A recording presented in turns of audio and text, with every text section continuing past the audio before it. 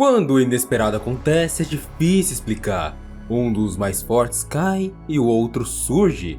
Essa dúvida cruel vai amaldiçoar a reta final do mundo da magia. Mas será que ele mesmo? Será que um mal muito maior ainda está contido nesse mundo? Continuando vivo? Dito isso, temos um momento de despedidas e reajustes. Sem as bases do mundo da magia, as coisas se tornam bagunçadas. E tudo que nos resta é pensar em como agir e o que fazer. Afinal, como diria Satoru Gojo, e agora Kusakabe e também Gakuganji, eles são apenas crianças. E aqui, entre o mistério obscuro e o futuro esperançoso, eu apresento a vocês Jujutsu Kaisen 270, de forma agora oficial. Bom, o penúltimo capítulo chegou aí pra nós. Agora de forma oficial, eu não trouxe spoilers no meio de semana por motivos de... Saiu atrasado, eu tinha prioridades, infelizmente não bateu com a rotina e bagunçou tudo. Mas agora eu vou trazer uma análise bem mais profunda sobre esse capítulo e explicar em detalhes algumas coisinhas que aconteceram, principalmente sobre esse retorno misterioso do Suguru Geto. Será que é o Geto mesmo? Quem é esse cara maluco aí que tá andando com Takaba?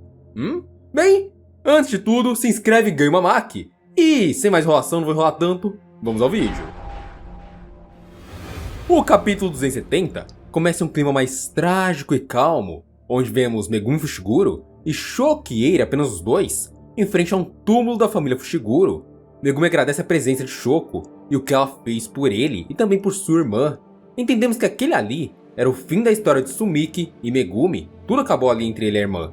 Inclusive, Shoko explica que para ela era bem legal limpar os corpos e permitir que as pessoas fossem bonitas para o, entre aspas, outro mundo. Apesar de que os corpos xamãs são cremados, então não há nenhum resquício de corpo mesmo, só cinzas. No caso de Sumiki, como ela foi possuída por Yorozu e teve seu corpo alterado pela energia amaldiçoada de Mahito, ou melhor, a técnica da transmutação ansiosa, não havia nada que pudesse ser feito. Seu corpo estava imerso em quantidades absurdas de energia amaldiçoada e seria extremamente perigoso deixá-la por aí. Podia acontecer o que aconteceu com Gojo. Shoko, em meio a isso, chega a admitir que queria que Geto também ficasse sob sua responsabilidade, mas que um certo idiota não havia permitido. Inclusive Megumi concorda com isso. Geto deveria ter ficado sob responsabilidade de Shoko, e Shoko quebra o clima dizendo que não acreditava no, entre aspas, mundo pós-morte, ou o outro mundo que ela citou anteriormente. No fim, Fushiguro é chamado para uma missão e Shoko fica ali sozinha, e tem uma cena muito interessante e pouquíssimas pessoas perceberam.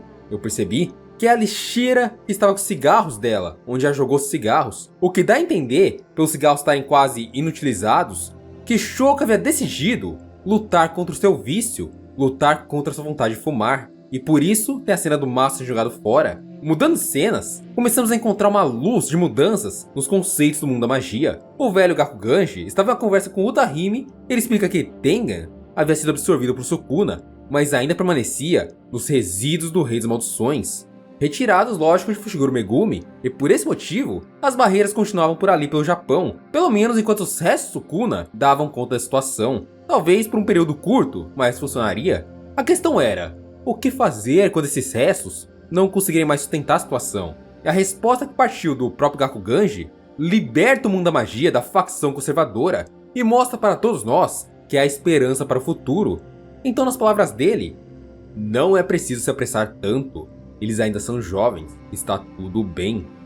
E isso é incrível, porque mostra que Satoru Gojo espalhou essa ideologia para todos e deixou nos cargos de alto escalão aqueles que ele mais confiava e que levaram suas ideologias e crenças para frente. No caso, o Gakuganji e também o Kusakabe. Ambos já falaram essa frase, são apenas jovens, não devem se meter em política, não devem se meter em decisões complexas do mundo da magia. Então Itadori, Megumi, Nobara, Maki, Yuta, Panda, os jovens mesmo, Inumaki, não devem ter tanta preocupação com o que vai acontecer ou deixar de acontecer no mundo da magia. E esse era o sonho de Gojo, os jovens terem a sua infância aproveitada. Então sim, esse sonho, essa esperança que Gojo criou para o futuro, está sendo levada por Gakuganji e também por Kusakabe. Hoje, os dois mais importantes do mundo da magia.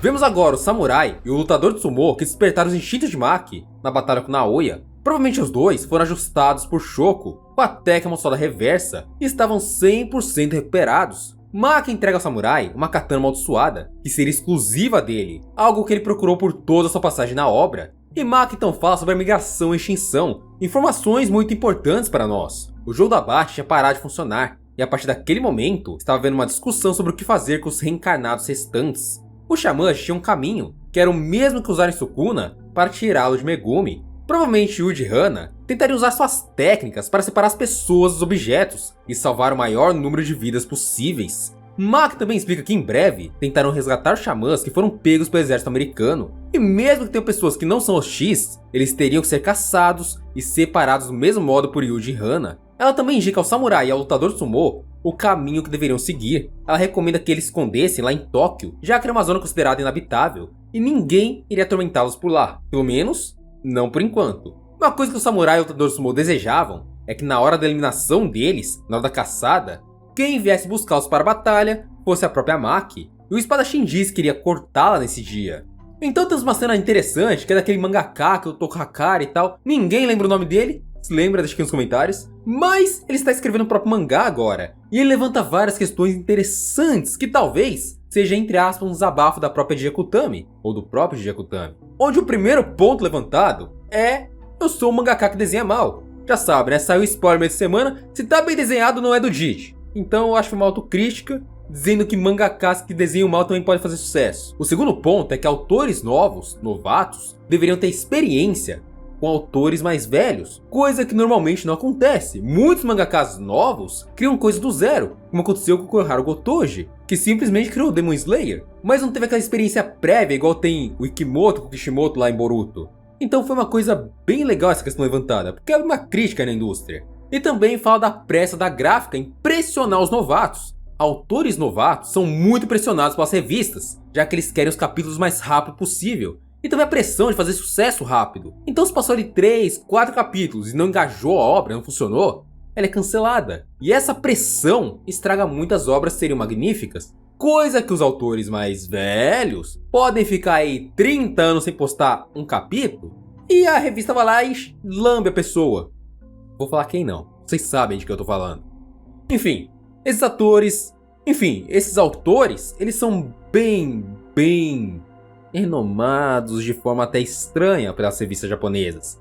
Enquanto pessoas que fazem obras novas, por mais que sejam renomadas, tal, sejam conhecidas, não tem essa entrega toda que parece que esses outros têm. Então é uma crítica também bem fundamentada. Seguindo, agora temos o ápice desse capítulo, a parte que chegamos a um tipo de cafeteria e acompanhamos a conversa de Takaba com uma outra pessoa bem misteriosa, escondida pelas pilastras. O super comediante explicava o motivo de piadas pesadas serem úteis em stand-up, mas que não deveriam fazer muitas coisas do teor mais 18, explicando a diferença entre os dois conceitos. Piadas pesadas é uma coisa, piadas do teor mais 18, outra coisa. Então temos o quadro de Takaba e esse homem deixando o local, onde o rosto do homem é ocultado por um balão de fala, mas ele tem todas as características de Suguru Geto, o que foi a última batalha de Takaba durante o jogo do abate, antes de Yuta Ove derrubar a cabeça do feiticeiro milenar.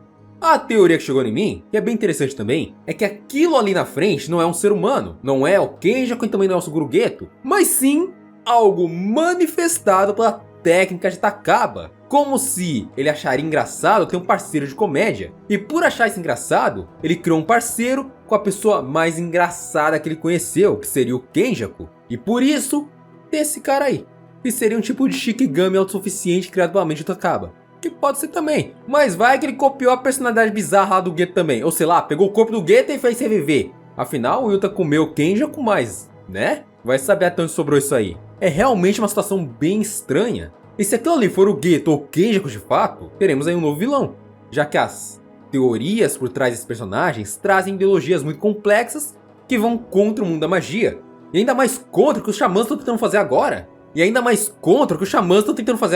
que é salvar não xamãs e também estabelecer ordem no mundo da magia, coisa que o Kenjaku seria contra, e sobre não xamãs já sabíamos, né? Suguru Geto era... vocês sabem.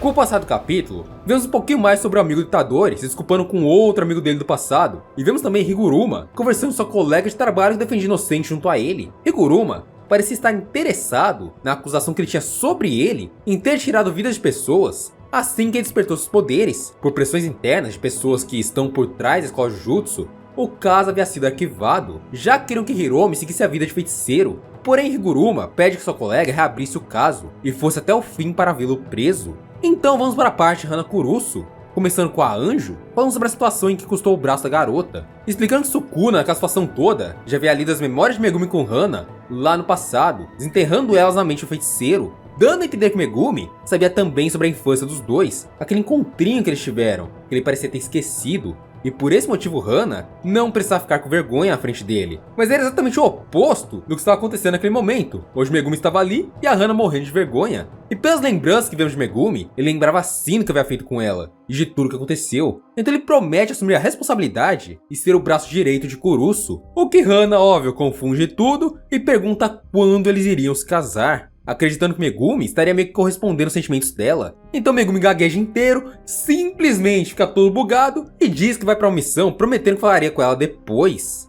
Missão designada para os feiticeiros Tadori Yuji, Nobara Kokisaki e Fushiguro Megumi. O incidente ocorreu quando a noiva de Fukuzawa, Souta, de 26 anos, chegou em sua casa e encontrou seu marido com o rosto deformado. Quando chega ao local, nosso trio encontra um casal normal, sem nenhum tipo de alteração, e o rapaz parecia ser um típico lutador de luta livre do ensino médio. E pelos desenhos da garota, olhando a situação, o trio definiu que o amaldiçoado não era o rapaz, e sim a garota. Com Nobara indo checar ela e tentando achar os motivos das irregularidades, Megumi diz que através de informações, e também do que veio de Edichi, são apenas resíduos de energia amaldiçoada, uma quantidade muito pequena, que causavam aquilo, algo muito leve, ao ponto de parecer um leve incômodo. Não parece uma situação arquitetada por um espírito amaldiçoado, já que incidentes que envolvem maldições são muito mais violentos. Fushiguro também deduz que o que eles estariam procurando é um usuário de maldições, e por não sentir intenções assassinas, ele deduz que seria um jogador desperto da migração e extinção, justamente porque civis normais que ganham poderes normalmente não são tão violentos quanto feiticeiros experientes. Porém, Megumi deixa claro que se for alguém acima do grau 2, a pessoa pode estar enganando eles intencionalmente. E o capítulo termina com a análise de Yuji Tadori. Abre aspas. Resumindo, é uma perturbação por causa de um usuário de maldições, né? Com nós três vai ser moleza. Enfim, a última missão do trio, pelo menos é o que dá a entender. Próximo capítulo é o capítulo final, termina tudo. São vários mistérios, não tem informação, não tem o corpo do Gojo ainda pra gente ver, não tem a análise desse corpo, né? Falar o que houve ali, como ele morreu, se foi exorcizado completamente, não tem uma despedida digna. É suspeito, é bem suspeito. São coisas que a gente começa assim a ficar meio... o que vai acontecer aí? O que Jiko tá aprontando? Um capítulo só pra resolver tudo isso? Mas eu peço sua opinião aqui nos comentários com a hashtag Itagote. Eu vou estar lendo todos os comentários, respondendo e dando coraçãozinho. Obrigado que chegou até aqui e vejo você no próximo vídeo.